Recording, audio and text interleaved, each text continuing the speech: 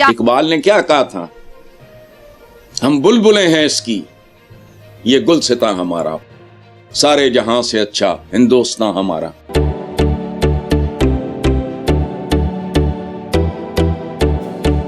पाकिस्तानियों के लिए ना उन्होंने झंडा लहराया ना तराना बजा, सारे पाकिस्तानी खड़े होकर तमाशा है, पूरा दुबई हंसता रहा। पाकिस्तान दुबई ने इंडिया को इंडिपेंडेंस डे विश किया है, वहां पे बुर्ज खलीफा के ऊपर इंडिया का झंडा लहराया, तराना बजा।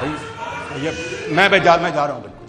जब तिरंगा लहराए दुबई की सबसे ऊंची इमारत पर, तो समझ लो भारत का मान पूरी दुनिया में गूंज रहा है। इंडिया तो अब्बू है ना सबका, to be like honest, India तो अब्बू है सबका। बीबी मैं तो हैरान हो गया हूँ। हम उनके खिलाफ बातें कर रहे हैं, बातें तो हम तब करें ना जब हम उनसे ज्यादा बड़े हों। बंदा किसी से बड़ा हो तो फिर बात। Beggars can't be choosers, please understand that. इधर से लोन मिल गया, अब अगला शिकार कौन है? अच्छा, फिर उधर से लोन मिल गया, उसके बाद कौन है? और यही करते जा रहे हैं। और लेकिन ये सिलसिला कब तक चलेगा? भारत के शेरों, वीडियो को लाइक करके और सब्सक्राइब ठोक के पाकिस्तानियों को दिखाओ भारत की ताकत, और कमेंट में लहराओ अपना तिरंगा। जय हिंद लिखना न भूलना। पाकिस्तान में 2 करोड़ 30 लाख से ज़ायद बच्चे स्कूल जाने से महरूम हैं, यानी मुल्क छोड़ने वाले नौजवान उनमें इजाफे के हवाले से अब खबर ये आ रही है कि बरतानिया में सियासी पनाह यानी कि असाइलम, पॉलिटिकल असाइलम हासिल करने वालों में पाकिस्तानियों का अव्वल नंबर है। हम जिंदा कौम है, अब जिंदा कौम नहीं हो, मर गए हो, मुर्दा हो आप लोग। आप लोगों को ये नारा लगाने का कोई हक नहीं है। बात मुआशी फ्रंट से आने वाली खबरों पर करेंगे, जिनके मुताबिक जुलाई 2025 के दौरान पाकिस्तान का तजारती खसारा 44% तक बढ़ गया है, जिसकी वजह दरामदात में इजाफा बताया जा रहा है। कर देखा है वो, कुछ लोग कहते हैं ना उनके हिंदुस्तान के, बल्कि कुछ नहीं, बहुत सारे लोग कहते हैं मोदी है तो मुमकिन है।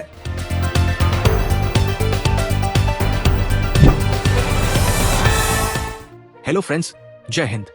दोस्तों, आज भारत मना रहा है अपना 79वां स्वतंत्रता दिवस।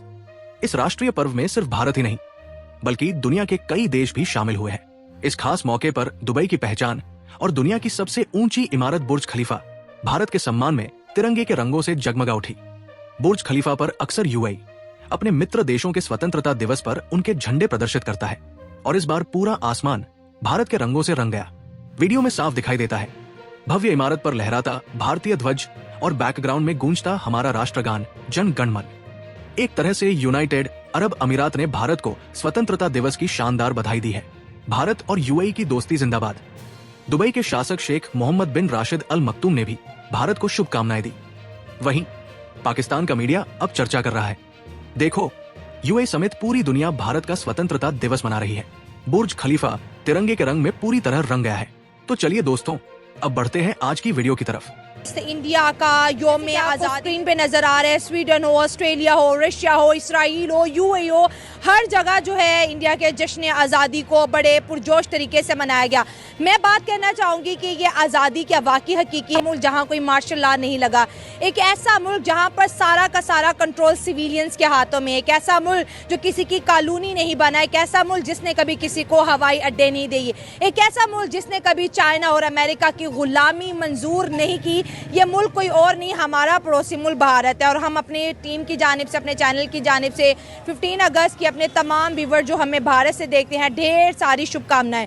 दोस्तों, आज का वीडियो बहुत ज़्यादा इंटरेस्टिंग है। 15 अगस्त पे तो हमने देखा इंडिया के साथ साथ पूरी दुनिया ने 15 अगस्त यौम आज़ादी भारत का मनाया, लेकिन पाकिस्तान का क्या? क्या पाकिस्तान को किसी ने विश किया, या पाकिस्तान के हालात ऐसे हैं कि क्या आवाम वाकई 14 अगस्त को अपने लिए हकीकी आज़ादी का दिन तस्वुर करती है, या फिर 1947 से पहले वाली जिंदगी ज्यादा बेहतर थी? आवाम की तरफ बढ़ते हैं और जानते हैं उनकी राय। लेकिन आप दोस्तों से रिक्वेस्ट है कि जिन्होंने अभी तक चैनल सब्सक्राइब नहीं किया, हमारे चैनल को सब्सक्राइब करें, वीडियो को लाइक करें, इंस्टाग्राम एंड एफ पर फॉलो करें। हम लोग आगे बढ़ना ही नहीं चाहते, ठीक है? हम लोग अपनी जो जनरेशन है, हम उसको बताते ही नहीं कि हमें करना क्या है, ठीक है? हमारे हुक्मरान नहीं बताते, हम नहीं बताते, हम अपने बच्चों को सिखाते नहीं है। हमने उनको ये नहीं बताया कि आज़ादी का मेन मकसद क्या है, सही बात ठीक है? हमने ये बच्चों को नहीं समझाया, हमने सिर्फ बच्चों को बताया कि आपने नए कपड़े पहनने हैं, नहाना धोना है और बाजा लेना है, और आप लोगों ने लोगों को तंग करना है, सही बिलिंग्स करनी है बाइक पे, और आते जाते लड़कियों को छेड़ना है, रिक्शों पे जाना है, और लड़कियां भी वही घर से निकलती हैं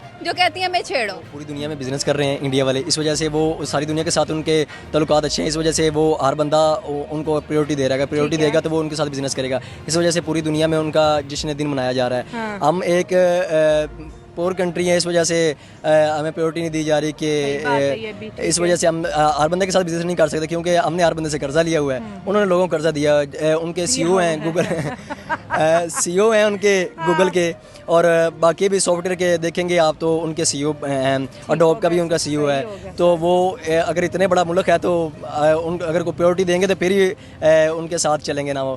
तो इसलिए वो बिजनेस करते हैं सारे मुल्क उनके साथ, इसलिए वो उनकी आज़ादी का दिन मना रहे हैं। उनको आज़ादी का दिन मनाएंगे, उनको खुशी होगी, तो इस वजह से वो उनको प्रायोरिटी दे रहे हैं। भाई बिजनेस है ना सबसे बड़ा रुपया, मतलब इंडिया की इकोनॉमी में रुपया है तो मतलब हर कंट्री उसको प्रायोरिटी पे रख रहा है। के और कई दूसरी फील्ड के जो कि वो ऑफर कर सकते हैं कि जी देखें इस पे ये लोग काम करेंगे, लेकिन अनफॉर्चुनेटली पाकिस्तान के पास पैसा तो खैर है ही नहीं, लेकिन हमने कोई खास एक्सपर्ट्स भी सामने लेकर नहीं आए जिनकी दुनिया को ज़रूरत हो।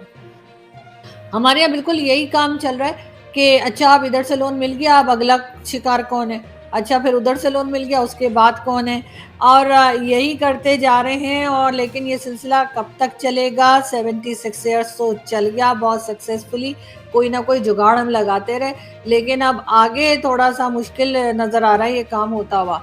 लेकिन ये ज़रूर है कि अगर थोड़ा सा हम सीखें, जाहिर है कि सीखने की हमें ज़रूरत है और सीखना भी चाहिए, तो हम इकोनॉमी पे जो है वो वर्कआउट हो सकता है। यहाँ पे भी लोग काम कर सकते हैं इकोनॉमी के ऊपर।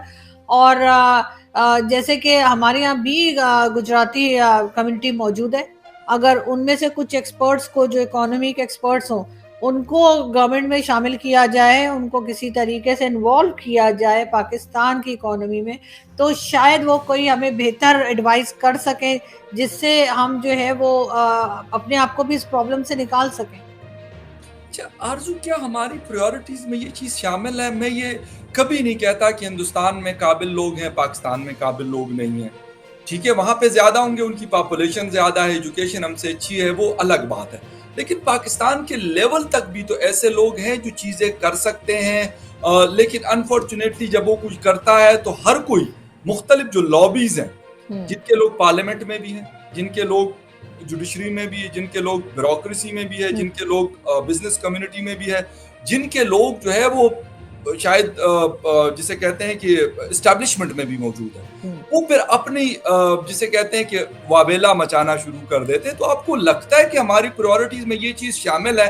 बात सिर्फ गुजराती कम्युनिटीज की नहीं है, यकीनन वो होंगे, वो हो सकते हैं कारोबार में ज्यादा तगड़े हों, मैं ये नहीं कहता कि वो उनसे मुझे इनकार है, लेकिन और कम्युनिटीज भी ये कुछ कर सकती है। लेकिन अफसोस के साथ हम कहते हैं कि कमाओ यहां से, लगाओ दुबई में, लूटो यहां से, लेके जाओ लंदन उसको। ये आपको लगता है कि ऐसी कोई प्रायोरिटीज हमारी हैं, हमारी पॉलिटिकल लीडरशिप की, ब्यूरोक्रेसी की, या एस्टैब्लिशमेंट, या किसी और? देखिए, एक बहुत बड़ा डिफरेंस जो हिंदुस्तान पाकिस्तान के पॉलिटिशियंस में है वो ये कि हिंदुस्तान के जो पॉलिटिशियंस हैं वो मतलब इकोनॉमी पे अगर काम करते हैं तो कंट्री के लिए करते हैं, और हमारे जो हैं वो अपने लिए करते हैं। पहले मिलती है वो आवाज जो देश के पक्ष में बुलंद होती है। तो देरी किस बात की? आज ही जुड़िए हमारे मिशन से और बनिए सच्चे भारतवासी की पहचान। वीडियो देखने के लिए आपका आभार। जय श्री राम, वंदे मातरम।